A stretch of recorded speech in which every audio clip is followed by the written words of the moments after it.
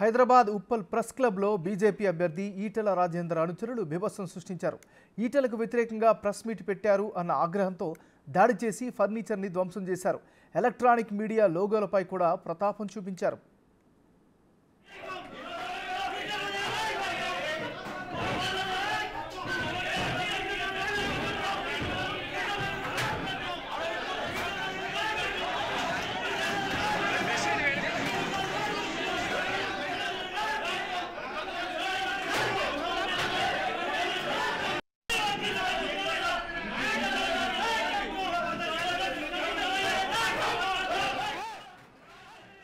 BJP MP అభ్యర్థి ఈటెల రాజేందర్ తమపై అక్రమ కేసులు పెట్టించడమే కాకుండా తమ భూములను లాక్కున్నారని హుజూరాబాద్కి చెందిన పలువురు దళితులు ఆరోపించారు.